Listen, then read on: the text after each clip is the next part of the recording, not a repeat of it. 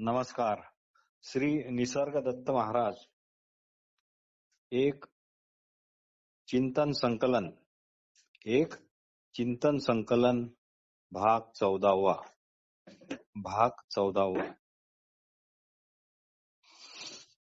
आता मला सगळ्याच म्हणजे योग साधना वगैरे वगैरे वाचन इत्यादीचा भयंकर कंटाळा आलेला आहे. त्या मला आता त्रासदायक आणि अनावश्यक अशा गोष्टी वाटतात. आता वाटते जीवन जसे आहे तसेच मजेदार आहे, त्यात सुधारणा करण्याचा त्रास करून घेऊच नये. एक जिज्ञासू साधक श्री निसर्गदत्त महाराज यांना असे म्हणाले. यावर महाराज म्हणाले, तुम्हाला असे किती दिवस राहता येईल? तारुण्य, जोम, संपत्तीचा काही भरोसा नाही. टाळलेले दुःख तुमचा पिच्छा सोडणार नाही. तुम्ही म्हणता आता जीवनाचा उपयोग घ्यायचा, बाकी सर्व सोडून द्यायचे. पण उपभोग कोण घेतो याचा विचार केला आहे काय? सर्व सोडून देतो असे कोण म्हणतो याचा विचार केला आहे का? उपभोग ही एक मनाची अवस्था आहे. ती येते आणि जाते. जे बदलत नाही त्याचमुळे या अवस्थेचे येणे जाणे कळते. जे असे अपरिवर्तनीय आहे ते जाणणे आवश्यक आहे. यावर जिज्ञासू परत म्हणाले, मागील उपभोगाच्या स्मृतीची तुलना चालू अवस्थेशी होते म्हणून बदल वाटतो, इतकेच काय ते? यावर श्री निसर्गदत्त महाराज म्हणाले, हे बघा, आठवलेले व चालू अवस्थेत प्रत्यक्ष घडणारे यात मूलभूत फरक आहे. जे प्रत्यक्ष चालू क्षणात आहे ते आपणहून कधीच स्मृतिरूप होत नाही. जे प्रत्यक्ष चालू क्षणात आहे ते आपणहून कधीच स्मृतिरूप होत नाही. हेच याचे अद्वितीय असे वैशिष्ट्य आहे. जे सध्या स्मृतिरूप आहे ते क्षणापूर्वी प्रत्यक्षच होते. जे सध्या स्मृतिरूप आहे ते क्षणापूर्वी प्रत्यक्षच होते आणि जे प्रत्यक्ष आहे ते क्षणभराने स्मृतिरूप होणार यात शंका नाही. पण प्रत्यक्ष आपणहून कधीच स्मृतिरूप नसते. प्रत्यक्ष हे सदैव प्रत्यक्षच राहते. प्रत्यक्षामध्ये ही नित्य नूतनता, ही नित्य नवीनता कशामुळे येते? प्रत्यक्ष जे केवळ या क्षणातच आहे, ही कालातीतता किंवा शाश्वतता कशामुळे आहे? कारण प्रत्यक्ष कधीच भविष्य काळात किंवा भूतकाळात नसते. स्मृतिरूप अशा भूतकाळात जात नाही आणि कल्पनारूप अशा भविष्य काळातही ते जात नाही. आता प्रश्न असा आहे की प्रत्यक्ष हे सदैव प्रत्यक्ष कशामुळे राहते? आता प्रश्न असा आहे की प्रत्यक्ष हे सदैव प्रत्यक्ष कशामुळे राहते? याला एकच कारण आहे की तुमच्या असलेपणाच्या जाणीवेमुळेच हे शक्य होते. याला एकच कारण आहे की तुमच्या असलेपणाच्या जाणीवेमुळेच हे शक्य होते. कारण ते प्रत्यक्ष आहे.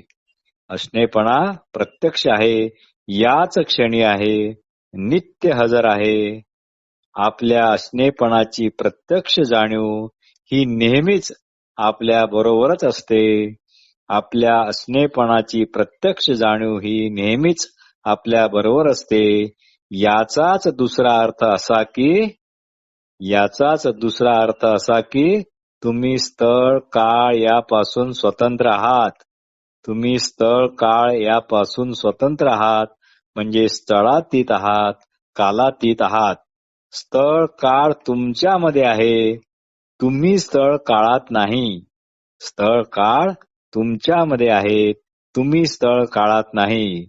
तुमचा देह स्थळ काळाने तुम्हाला मर्यादित वाटतो, ते केवळ तुम्ही तुमचे तादात्म्य देहाच्या ठिकाणी ठेवल्यामुळे होते. म्हणूनच तुम्ही स्थळातीत म्हणजे अमर्याद आणि कालातीत म्हणजे शाश्वत असे मूळचे आहात. तुम्ही विचाराल की माझ्या या स्वला मी कसा जाणू, जो स्थळातीत व कालातीत आहे म्हणून? तर त्याचे असे आहे की जो स्व तुम्हाला जाणायचा आहे तो स्व तुमच्याशिवाय दुसरा कुणी आहे काय? म्हणजे एक स्व जो जाणायचा आहे व दुसरा स्व जो जाणणार आहे, हे कधीतरी शक्य आहे का? म्हणजे दोन स्व थोडेच आहेत. श्री रमण महर्षी पण असेच म्हणत असत. एक अजून नेहमीचा प्रश्न श्री निसर्गदत्त महाराजांना विचारण्यात आला. तो म्हणजे मी मनापासून मोकळा कसा होऊ? मी मनापासून मोकळा कसा होऊ? श्री निसर्गदत्त महाराज म्हणतात, मन म्हणजे अशी काही तुमच्या व्यतिरिक्त स्वतंत्र वेगळी गोष्ट थोडीच आहे. निसर्गदत्त महाराज म्हणतात, मन म्हणजे अशी काही तुमच्या व्यतिरिक्त स्वतंत्र वेगळी गोष्ट अशी थोडीच आहे. केवळ तुमच्याच कल्पनांनी, तुमच्याच आशा अपेक्षांनी, तुमच्याच हवे नको अशा गोष्टीची ती भरवण आहे. म्हणजेच मन, ती भरवण म्हणजेच मन. हे मन म्हणजेच तुम्ही. हे मन म्हणजेच तुम्ही. पण तुमचा असा भ्रम आहे की तुम्ही वेगळे आणि तुमचे मन वेगळे. तुमच्याच मनाचा एक तुकडा, तुमच्याच विचाराचा एक भाग तुम्हीच होता व म्हणता हे माझे विचार आहेत, जे नियंत्रित कसे करावे. वस्तुतः तुम्हीच मन आहात, तुम्हीच विचार आहात. विचारक हा भ्रम आहे. तो केवळ विचाराचा एक भाग आहे, जो आपल्याला शाश्वत व कायमचा विचारासंबंधी काही करू पाहणारा असा आहे. तात्पर्य विचार व विचार करणारा असा दोनपणा हा एक निव्वळ भ्रम आहे. आहे तो फक्त विचारच आहे. म्हणून तुमचा मी भ्रामक आहे, विचारापासून स्वतंत्र व वेगळा नाही. ही चुकीची कल्पना तुम्ही सोडून द्या. ती तुमच्या स्वरूप दर्शनाला अडथळा करते. यावर असा प्रश्न विचारण्यात आला की जिवंत असणे इतके त्रासदायक आहे का आहे? जिवंत असणे इतके दुःखदायक आणि त्रासदायक का आहे? श्री महाराज म्हणाले, तुम्ही केवळ जिवंत नाही, तुम्ही केवळ जिवंत नाही तर प्रत्यक्ष जीवनच आहात. तुम्ही केवळ जिवंत नाही तर प्रत्यक्ष जीवनच आहात. आणि जीवनाला जन्म मृत्यू नसतात. या जीवनाला जन्म मृत्यू नाहीत.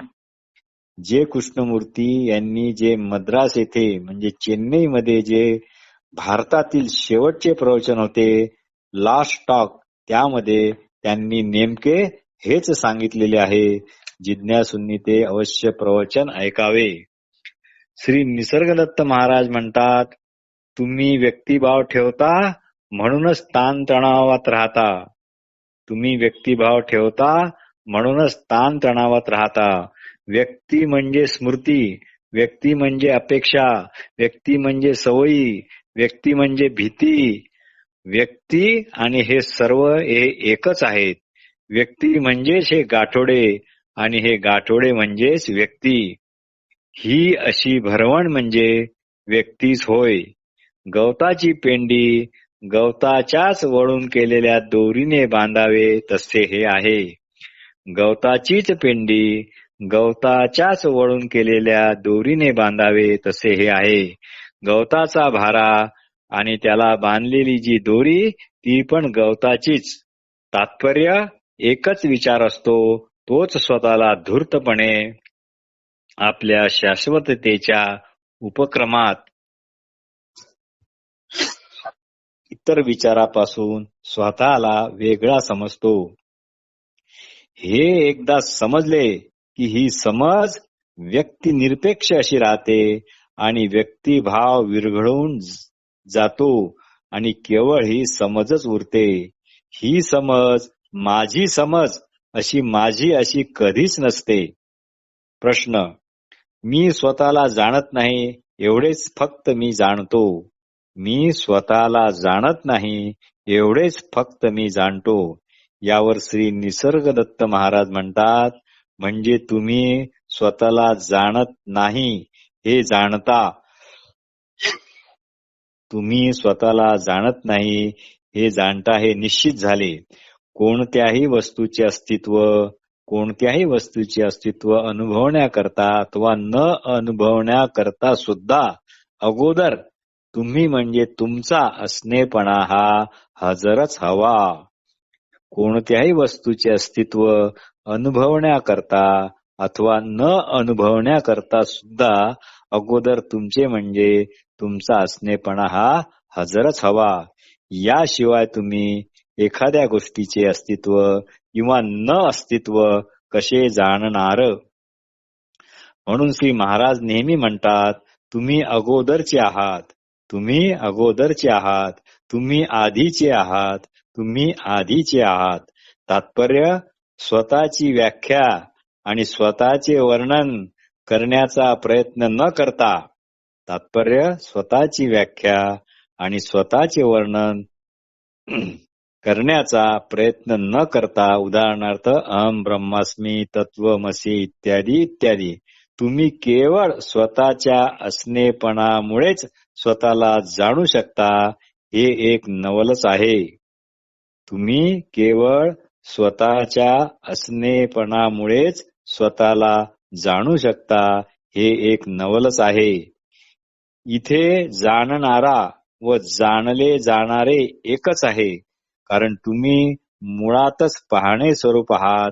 आपण पाहणे स्वरूप आहो याचे सतत भान ठेवणे म्हणजेच स्वरूप ज्ञान होय. आपण पाहणे स्वरूप आहोत याचे सतत भान ठेवणे म्हणजेच स्वरूप ज्ञान होय. मी काहीच नाही ही पहिली पायरी म्हणजे व्यतिरेक. मी काहीच नाही ही पहिली पायरी म्हणजे व्यतिरेक. ही वेदांताची भाषा आहे. व सर्व काही मीच आहे ही दुसरी पायरी म्हणजे अन्वय. आणि सर्व काही मीच आहे ही दुसरी पायरी म्हणजे अन्वय. पण या दोन्ही गोष्टी जग आहे या कल्पनेवरच अवलंबून आहेत. पण या दोन्ही गोष्टी जग आहे या कल्पनेवरच अवलंबून आहेत. पण हे दोन्ही सांडल्यावर तुम्ही मुळात जसे आहात तसेच उरता. तुम्ही मुळात जसे आहात तसेच उरता. हेच तुमचे खास अद्वैत स्वरूप असून वस्तुतः खरे सांगायचे झाल्यास आत्ताच या क्षणीच तुम्ही तसेच आहात. पण स्वतःबद्दलच्या व्यर्थ मिथ्या कल्पनांनी मी अमुक तमुक या पडद्यामुळे अडथळा येत आहे. बस इतकेच आहे. प्रश्न असा आला, जर केवळ मीच आहे व जग हे माझेच प्रक्षेपण आहे, तर मग आमच्या दोघात असा विसंवाद का? जर केवळ मीच आहे व जग हे माझे प्रक्षेपणच आहे, तर मग आमच्या दोघात हा विसंवाद का? श्री महाराज यावर म्हणाले, तुम्हीच विसंवाद आहात. म्हणून तुम्ही प्रक्षेपित केलेले जग ही विसंवादात्मकच राहणार. व आता तुम्हीच तक्रार पण करता. आपली बंधने तुम्हीच निर्माण केलेली आहेत. इच्छा व भीती तुम्हीच आहात हे नीट समजावून घ्या, जाणून घ्या. इच्छा व भीती तुम्हीच आहात हे नीट जाणून आणि समजावून घ्या. म्हणजे तुम्हाला कळेल, म्हणजे तुम्हाला समज येईल की तुम्ही मुळात मोकळेच आहात. हा मोकळेपणा कुठल्याही कष्टदायक प्रयत्नांनी प्राप्त करून घेता येत नाही.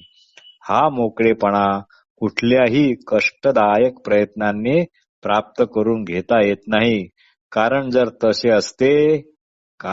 तसे असते तर असा मोकळेपणा काय कामाचा? त्याला मोकळेपणा म्हणता तरी येईल काय? यावर एक प्रश्न आला. मला वाटते की माझे काही दृष्टिकोन आपसात झगडत राहतात. प्रश्न असा आहे, मला वाटते की माझेच काही दृष्टिकोन आपसात झगडत राहतात. श्री निसर्गदत्त महाराज म्हणाले, तुम्ही स्वतःला कोणीतरी किंवा काहीतरी मानता. तुम्ही स्वतःला कोणीतरी किंवा काहीतरी मानता म्हणूनच हे असे होते. तुम्ही स्वतःबद्दल बऱ्याच गोष्टी जाणता, पण वस्तुस्थितीला त्याला जाणत नाही. तुम्ही स्वतःबद्दल बऱ्याच गोष्टी जाणता, पण वस्तुस्थितीला त्याला जाणत नाही. तुम्ही प्रथम कोण आहात हे शोधा. मग अजून तुमच्या लक्षात येईल की तुम्ही ज्ञाताचे पण ज्ञाते आहात. तुमच्या लक्षात येईल की तुम्ही ज्ञाताचे पण ज्ञाते आहात. तुम्ही जे काही पाहता, ऐकता किंवा विचार करता, असे जे काही घडते ते तुम्ही नाही, पण ज्यामुळे घडते ते तुम्ही आहात. मी आहे किंवा आपल्या असणेपणात जेव्हा तुम्ही खोलवर डुबाल, मग तुम्हाला निश्चित आढळेल की जाणणारे केंद्र हे वैयक्तिक नाही, ते केंद्र सार्वत्रिक आहे, सर्व जगाला प्रकाशित करणाऱ्या सूर्यप्रकाशासारखे. जे काही ज्याच्याकडूनही केल्या जाते ते वैयक्तिक अशा कुणापासूनच होत नाही. जे काही ज्याच्याकडूनही केल्या जाते ते वैयक्तिकरित्या अशा कुणापासूनच होत नाही, तर सार्वत्रिक अशा अक्षय शक्तीकडूनच केल्या जाते. म्हणून काहीही जाणण्यापूर्वी तुम्ही जाणत्याला किंवा वस्तुस्थितीला जाणलेच पाहिजे. तुम्हीच निर्मिलेल्या प्रतिमा व कल्पना तुमच्याच स्वतःच्या जाणण्याच्या आड येत आहेत.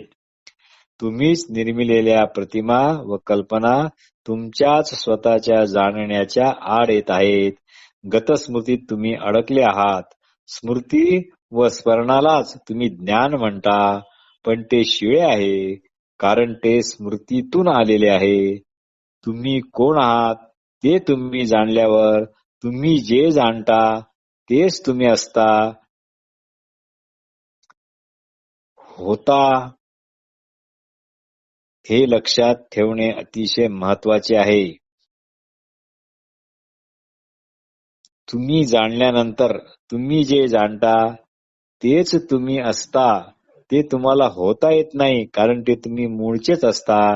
हे तुम्ही लक्षात ठेवणे महत्वाचे आहे. जाणत्यात आणि जाणत्याच्या असण्यात अजिबात फट नसते. जाणत्यात आणि जाणत्याच्या असण्यात अजिबात फट नसते. आपले असणे अर्थात असणे नीट समजावून घ्या. आपले असणे अर्थात असणे नीट समजावून घ्या. आपले असणे जागच्या जागी याल. आपले असणे म्हणतात जागच्या जागी याल, त्याला वैयक्तीचा घाण वास येईल. विश्वास ठेवा, हे अतिशय सोपे आहे. कारण आहे किंवा असलेपणा हा सदैव तुमच्याजवळ आहे. आपण ज्ञाताहून वेगळाच असा ज्ञाता आहोत, अशी भाषा श्री निसर्गदत्त महाराजांचे खास वैशिष्ट्य आहे. आपण ज्ञाताहून वेगळाच असा ज्ञाता आहोत. श्री निसर्गदत्त महाराज म्हणतात, आपण ज्ञाताहून वेगळाच असा ज्ञाता आहोत. ही अशी भाषा श्री निसर्गदत्त महाराजांचे खास वैशिष्ट्य आहे. शुद्ध असणे म्हणजे स्वातंत्र्याची परमावधी होय. शुद्ध असणेपणा म्हणजेच स्वातंत्र्याची परमावधी होय. एक प्रश्न विचारण्यात आला. हा प्रश्न असा, हा तुमचा कोणता योग आहे? श्री महाराज म्हणाले, त्याची चिंता कशाला करता? नावात काय आहे? तुमची देह मनाशी असलेली तादात्म्याची गाठ कापा. तुमची देह मनाशी असलेली तादात्म्याची गाठ कापा. देह मन आपल्याला कोणत्याच रीतीने बंधनकारक नाही. देह मन आपणाला कोणत्याही रीतीने बंधनकारक नाही. देह मनाचा गैरवापर कसा होतो इतकेच फक्त जाणून घ्या. गैरसमज करून देणे हा देह मनाचा स्वभाव आहे हे ओळखा. तुम्ही काहीही केले तरी तुमच्या असलेपणात काहीच बदल होत नाही. कारण असणेपणाला बदलाची काही जरुरी पण नाही. देह मनात बदल होत राहतात. हे बदल असणेपणा करता केवळ बाह्यच असतात. त्याचा परिणाम केवळ देह मनावर होतो. खुद्द तुमच्यावर म्हणजे तुमच्या असणेपणावर किंवा वस्तुस्थितीवर होत नाही. एकदाच, फक्त एकदाच कळकळीने मनापासून जाणून घ्या की तुमचा देह मन किंवा तुमची स्वतःची जाणीव सुद्धा तुम्ही नाही. एकदाच, फक्त एकदाच कळकळीने मनापासून जाणून घ्या की तुमचा देह मन किंवा तुमची स्वतःची जाणीव सुद्धा तुम्ही नाही. म्हणजे जाणीव व नेणीव या पलीकडे असे एकाकी व स्थिर असे तुम्ही आहात. अशा स्थितीत कोणत्याही प्रयत्नाने पोहोचता येत नाही. या स्थितीत कोणत्याही प्रयत्नाने पोहोचता येत नाही. म्हणजेच शोधण्यासारखे आणि मिळवण्यासारखे काहीही नाही. कारण मुळात काही हरवलेलेच नाही. स्वस्थपणे मी आहे असणेपणा या शुद्ध जाणीवेवर लक्ष ठेवा. तेवढेच पुरेसे आहे. शांत रहा, मौन रहा, म्हणजे अजून काहीच करायची जरूरत नाही. सदवस्तूच तुम्हाला आपणात सामावून घेईल. यावर प्रश्न असा आला, पण याकरता मला प्रथम देह मनापासून सुटका करून घ्यायला नको काय? पण याकरता मला देह मनापासून सुटका करून घ्यायला नको काय? श्री महाराज म्हणाले, तसे तुम्हाला मुळीच करता येणार नाही. तसे तुम्हाला मुळीच करता येणार नाही.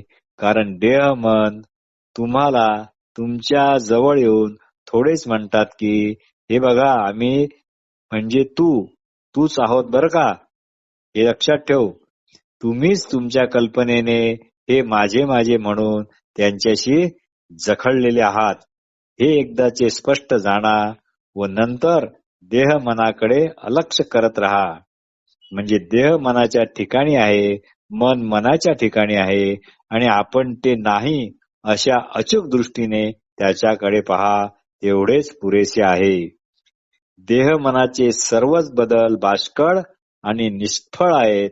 आपल्याला त्याच्याशी काहीही घेणे देणे नाही.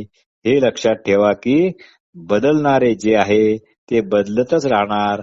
त्याला अटकाव कोण करणार? म्हणजे जे न बदलणारे आहे त्याला कोण बदलवणार? म्हणून जे बदलणारे आहे ते तुम्हाला सदवस्तू परत नेईल. म्हणून जे बदलणारे आहे ते तुम्हाला सद्वस्तू परत नेईल अशी अपेक्षा करू नका. सर्व बदलांचा परिणाम देह मनावर होतो, तुमच्यावर नाही. सर्व बदलांचा परिणाम देह मनावर होतो, तुमच्यावर नाही. तुम्ही जसे आहात तसे असण्यासाठी तुम्ही देह मना पलीकडे म्हणजे आपल्या मूळ असणेपणातच गेले पाहिजे. मी आहे किंवा असणेपणा हाच केवळ प्रत्यक्ष असा आहे. नवा आहे, ताजा आहे, नित्य नवा असाच आहे. त्याला दुसऱ्या पुराव्याची काही जरुरी नाही. तो असलेपणा स्वयंसिद्धच आहे. यालाच चिटकून राहा. एवढेच करा आणि एवढेच आपण करू शकतो. नमस्कार.